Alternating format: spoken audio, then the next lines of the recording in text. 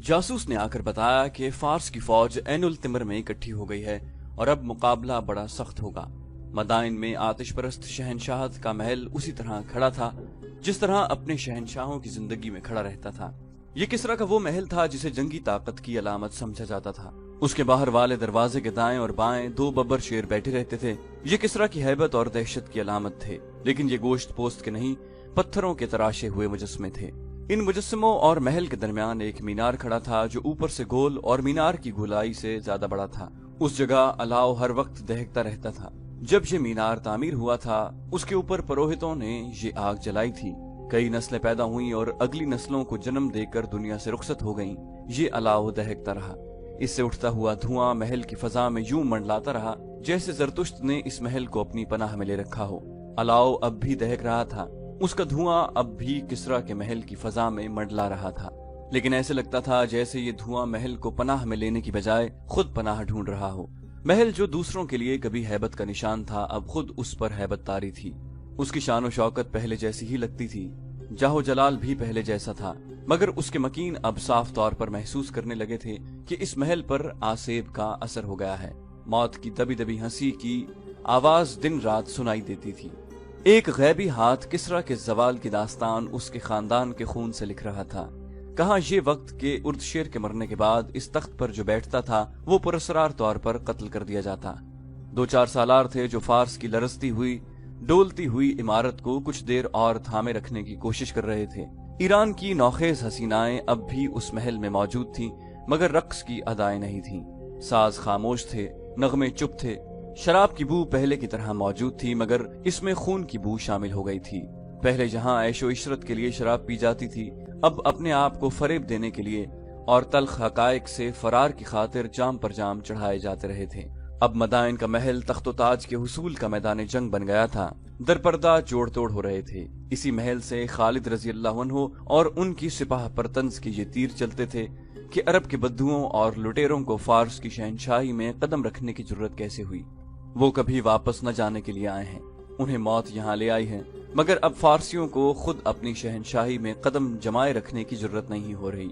दूसरों पर दहशत तारी करने वाले तख्तो ताज पर खालिद रजी अल्लाह अन्हु की और मदीना के मुजाहिदीन की दहशत तारी हो गई थी। मदाइन में अब शिकस्त और पसपाई के सिवा कोई खबर नहीं आती थी। जुलाई 633 ईस्वी के एक रोज मदाइन में आतिश परस्तों को अपनी एक और शिकस्त की खबर मिली। खबर लाने वाला कोई कासिद नहीं बल्कि हाकिम साबात शहरजाद था और उसके साथ उसके शिकस्त खुर्दा फौज के बेशुमार सिपाही थे। उनके इस्तकबाल किसरा के नामवर सालार बहमन जाजोया ने किया। उनकी हालत देखकर ही वो जान गया कि वो बहुत बुरी शिकस्त खाकर आए हैं। बहमन जाजोया ने कहा, शेरजाद तुम्हारे पास हथियार भी नहीं, मैं तुमसे क्या पूछूं? शेरजाद ने थकी भारी आवाज में कहा, तुम्हें पूछना भी नहीं चाहिए, तुम भी तो उनसे लड़े थे। क्या तुम पसपा नहीं हुए? क्या तुम कले में बंद नहीं थे? बहमन जाजोया ने कहा, कले के इर्द गिर्द खंदक थी, मुसलमान उड़ तो नहीं सकते, इतनी चौड़ी खंदक उन्होंने कैसे उबूर कर ली? शेरजाद ने उसे तफसील से बताया कि मुसलमानों ने उसे किस तरह शिकस्त दी। शेरजाद ने कहा, मेरे सालार नाअहल और बुज़दिल निकले और मुझसे ये गलती हुई कि मैंने ईसाइयों पर भरोसा किया। मुझे बताया गया था कि ये जबरदस्त लड़ाके हैं, लेकिन इन्हें मालूम ही नहीं कि लड़ाई क्या होती है। तुम शायद ये नहीं देख रहे कि तुम पसपा होकर मुसलमानों को अपने पीछे ला रहे हो, बहमन जाजोया ने कहा, और तुम्हें ये नहीं मालूम कि मदाइन में क्या हो रहा है। शाही खानदान तख्त की विरासत में आपस में लहूलुहान हो रहा है। फार्स की आबरू के मुहाफिज हम 4 सालार रह गए हैं, और जब तख्त सालारों की तहवील में आ जाए तो वो शाही खानदान की तरह एक दूसरे के दुश्मन हो जाएंगे। शेरजाद ने कहा और राजदारी के लहजे में कहने लगा, क्या तुम अभी तक महसूस नहीं कर सके कि फार्स की शहनशाही का जवाल शुरू हो चुका है? क्या हमारा सूरज डूब नहीं रहा? बहमन जाजोया ने कहा, शेरजाद इस हल्फ को न भूलो जो हमने जरतुश्त के नाम पर उठाया था कि फार्स को दुश्मन से बचाने के लिए हम अपनी जानें कुर्बान कर देंगे। तुमने गलती की है जो यहाँ चले आए हो। कहाँ जाता? बहमन जाजोया ने कहा, ऐनुल तिमर। ऐनुल तिमर अभी महफूज है, बल्कि ये हमारा एक महफूज अड्डा है। कलादार मेहरान बिन बहराम लड़ना और लड़ाना जानता है। इत्तला मिलते ही उसने चंद एक बद्दुई कबीलों को भी ऐनुल तिमर में इकट्ठा कर लिया है। अगर मुसलमानों ने उधर रुख किया तो ऐसे ही होगा जैसे वो पहाड़ से टकराए हों। उनमें पसपा होने की भी हिम्मत नहीं होगी।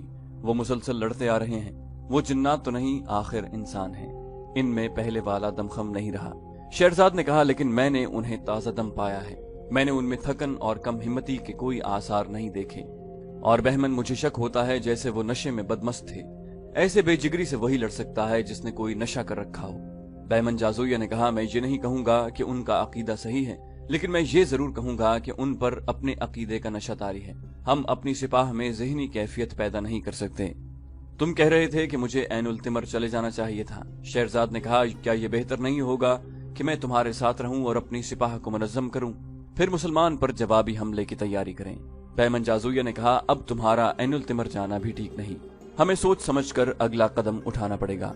ऐनुल तिमर अंबार के जुनूब में फरात के मशरकी किनारे से कई मील दूर हटकर अंबार की तरह एक बड़ा तिजारती मरकज हुआ करता था। आज सिर्फ एक चश्मा उसकी निशानी रह गई है। उस जमाने में उस शहर का तिजारती राब्ता दुनिया के चंद एक दूसरे मुल्कों के साथ भी हुआ था। तला मजबूत और शानदार था। वहाँ का हाकिम और कलादार एक फारसी सालार मेहरान बिन बहराम चौबीन था। मेहरान देख रहा था कि मुसलमान फारस की फौज को हर मैदान में शिकस्त देते आ रहे हैं और जो कला उनके रास्ते में आता है वो रेत का घरौंदा साबित होता है। उसने तहिया कर लिया कि मुसलमानों को शिकस्त देकर फारस की तारीख में नाम पैदा करेगा।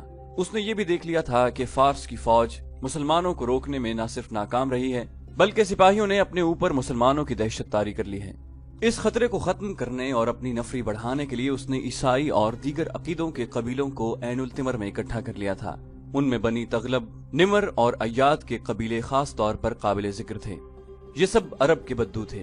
उनके सरदार अका बिन अबी अका और हजील थे। ये दोनों उस वक्त के माने हुए जंगजू थे। ये कबीले किसरा की रियाया थे। एक तो वो खुद अपने आकाओं को खुश करना चाहते थे, दूसरे ये कि मेहरान बिन बहराम ने उन्हें बहुत ज्यादा मुराद और इनामात देने का वादा किया था।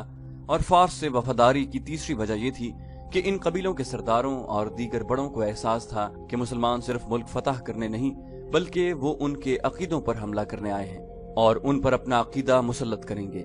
उस रात ऐनुल तिमर में बहुत बड़ी ज़ियाफत दी गई। ये जश्न का समा था। ईरान की बड़ी हसीन नाचने और गाने वालियां अपने फन का मुजाहरा कर रही थीं। ये ज़ियाफत उन बद्दुई कबीलों के सरदारों और सरकर्दा अफराद के एजाज में दी गई थी। शराब पानी की तरह बह रही थी। उन बद्दुओं ने ऐसी ज़ियाफत और ऐसी अय्याशी कभी ख्वाब में भी नहीं देखी थी। बड़ी खूबसूरत और जवान औरतें उन्हें शराब पिला रही थीं और उनके साथ फहुश हरकतें कर रही थीं। मौर्रिखों ने लिखा है कि इस कैफियत में जब उन पर शराब और औरत का नशा तारी था, बद्दुई कबीलों के एक सरदार अका बिन अबी अका ने मेहरान बिन बहराम से कहा कि वो अपनी फौज को पीछे रखे और बद्दुई कबीले आगे जाकर मुसलमानों को ऐनुल तिमर से दूर जाकर रोकेंगे। मेहरान बिन बहराम ने कहा, अगर तुम ऐसा ही बेहतर समझते हो तो मुझे कोई एतराज नहीं, लेकिन मुझे डर है कि तुम्हारे कबीले हमारी फौज के बगैर नहीं लड़ सकेंगे। अका ने कहा, हम अरबी हैं, अरबों से लड़ना सिर्फ हम जानते हैं। अरब के इन मुसलमानों से हमें लड़ने दो। फारसियों ने उनके मुकाबले में आकर देख लिया है। मशहूर मौरिख तिबरी ने मेहरान और अका की ये गुफ्तगू उन्हीं के अल्फाज में अपनी तारीख में शामिल की है। मेहरान बिन बहराम ने कहा, मैं तस्लीम करता हूँ, तुम्हारी बहादुरी को मैं तस्लीम करता हूँ अका। जिस तरह हम अजमियों के खिलाफ लड़ने के माहिर हैं, उसी तरह तुम अरबों के खिलाफ लड़ने में महारत रखते हो। तुम इन अरबी मुसलमानों को काट फेंकने के लिए आगे चले जाओ। मेरी फौज तुम्हारे करीब ही कहीं मौजूद होगी। जो ही जरूरत पड़ी हम तुम्हारी मदद को पहुंच जाएंगे। रात गुजर गई। सुबह फारस की फौज के 2 सालार मेहरान बिन बहराम के पास गए। रात को हमने आपकी और अका की बातचीत में दखल देना मुनासिब न समझा। एक सालार ने कहा, हमने बोलने की जरूरत इसलिए भी न समझी कि रात को ये बातचीत नशे की हालत में हो रही थी। मेहरान ने कहा, मैं पूरी तरह होश में था, कहो क्या कहना चाहते हो। आपने जो इन बद्दुई कबीलों को अहमियत दी है ये हमारे लिए अच्छी नहीं। सालार ने कहा, क्यों अच्छी नहीं? इससे इन कबीलों को ये तासुर मिला है कि हम मुसलमानों से डरते हैं। सालार ने जवाब दिया, या ये कि हम कमजोर हैं, ये लोग इतनी अहमियत के काबिल नहीं। दूसरे सालार ने कहा, अगर बद्दुई कबीलों ने मुसलमानों को शिकस्त दे दी तो कहा जाएगा कि ये फतह इन कबीलों की है, और अगर ये न होते तो हम एक और शिकस्त से 2-4 होते। मैंने उन्हें जो अहमियत दी है ये आखिर तुम्हें मिलेगी। मेहरान ने कहा, क्या तुम तस्लीम नहीं करते कि हम पर हमला करने वो शख्स आ रहा है जिसने हमारे नामवर सालारों को मौत के घाट उतार दिया है और उसने फारस की शहनशाही की बुनियादें हिला डाली हैं। मैं इस एतराफ से नहीं शर्माऊंगा कि तुम खालिद रजी अल्लाह अन्हु का मुकाबला नहीं कर सकते। मैंने कुछ सोचकर इन बद्दुई कबीलों को आगे जाने की इजाजत दी है। अगर उन्होंने मुसलमानों को शिकस्त दे दी तो ये तुम्हारी फतह होगी। ये बद्दुई कबीले हमारी रियाया हैं। अगर ये मुसलमानों को शिकस्त न दे सके और पसपा हो गए तो हम मुसलमानों पर इस हालत में हमला करेंगे कि वो थक कर चूर हो चुके होंगे और हमारी फौज ताजा दम होगी। دونوں سالاروں نے ایک دوسرے کی طرف دیکھا، ان کے چہروں پر رونق آ گئی تھی۔ اپنے حاکم کی یہ چال انہیں بہت پسند آئی تھی۔ خالد رضی اللہ عنہ مجاہدین کے لشکر کو لے کر عین التمر کی طرف جا رہے تھے۔ انہوں نے دریائے فرات عبور کیا اور بڑی تیز رفتاری سے دریا کے کنارے پیش قدمی جاری رکھی۔ انہوں نے دیکھ بھال کے لیے جو آدمی آگے بھیج رکھے تھے وہ اپنی اطلاعیں قاصدوں کے ذریعے بھیج رہے تھے۔ انبار میں خالد رضی اللہ عنہ اپنے ایک نائب سالار زبرقان بن بدر کو چھوڑ آئے تھے۔ عین التمر 10 میل دور رہ گیا تھا۔ جب جاسوس اور دیکھ بھال کرنے والے دوسرے آدمی پیچھے آ گئے، انہوں نے خالد رضی اللہ عنہ کو اطلاع دی کہ ذرا ہی آگے ایک بہت بڑا لشکر پڑاؤ ڈالے ہوئے ہے، اور یہ لشکر فارس کا نہیں بلکہ بدوی قبیلوں کا ہے۔ اس لشکر کا سالار اعلیٰ عقا بن ابی عقا اور اس کا نائب حزیل ہے۔ خالد رضی اللہ عنہ نے اپنے لشکر کو روک لیا اور خود آگے دیکھنے لگے۔ انہوں نے چھپ کر دیکھا، انہیں کسرا کی فوج کہیں بھی نظر نہ آئی۔ یہ لشکر بدوی قبیلوں کا تھا۔ خالد رضی اللہ عنہ کا لشکر ابھی کوچ کی ترتیب میں تھا، جو دراصل ترتیب نہیں تھی۔ منزل ابھی 10 میل دور تھی۔ ابھی لشکر قافلے کی صورت میں چلا رہا تھا۔ عین التمر پہنچ کر شہر کو محاصرے میں لینا تھا، لیکن راستے میں ایک انسانی دیوار آ گئی جو مسلمانوں کے لیے غیر متوقع تھی۔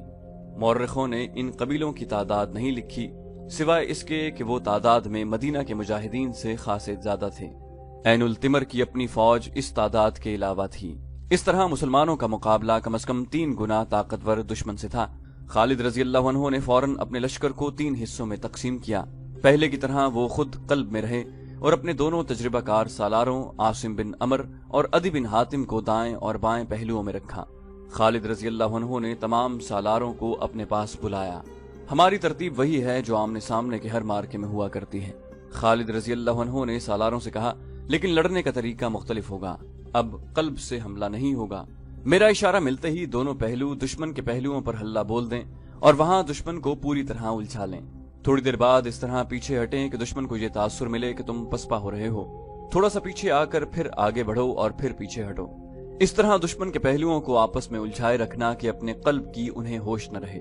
میں سیدھا دشمن کے قلب پر حملہ کروں گا، لیکن کچھ دیر بعد تم دونوں اس کوشش میں رہنا کہ دشمن کے پہلوؤں سے اس کے قلب کو مدد نہ مل سکے۔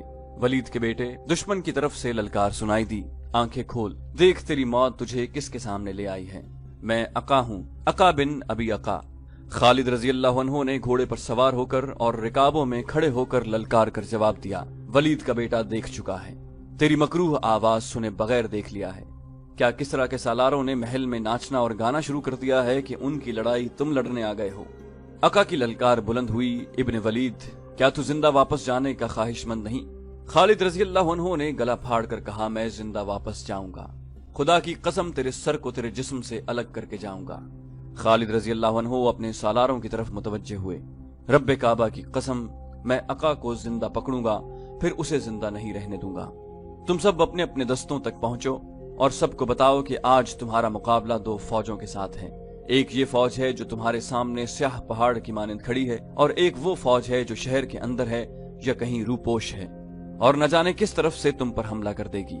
سب کو بتا دو کہ آج جس نے پیٹھ دکھائی وہ اللہ کو منہ دکھانے کے قابل نہیں رہے گا۔ مورخ لکھتے ہیں کہ مدینہ کے مجاہدین مسلسل لڑ رہے تھے اور کوچ کر رہے تھے، اور ان کی تعداد بھی کم تھی۔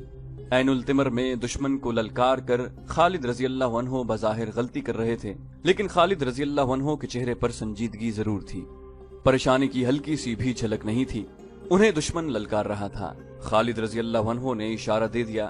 ایک پہلو سے سالار عاصم بن عدی اور دوسرے پہلو سے سالار عدی بن حاتم نے بدوی قبیلوں کے لشکر کے پہلوؤں پر حملہ کر دیا۔ عقا بن ابی عقا اپنے لشکر کے قلب میں تھا اور اس کی نظر مسلمانوں کے قلب پر تھی جہاں خالد رضی اللہ عنہ تھے۔ اسے توقع تھی کہ دستور کے مطابق سامنے سے قلب کے دستے حملہ کریں گے، مگر خالد رضی اللہ عنہ دستور سے ہٹ گئے تھے۔ دونوں فوجوں کے پہلو جب گتھم گتھا ہوئے تو تھوڑی دیر میں اپنی اڑائی ہوئی گرد میں چھپ گئے تھے۔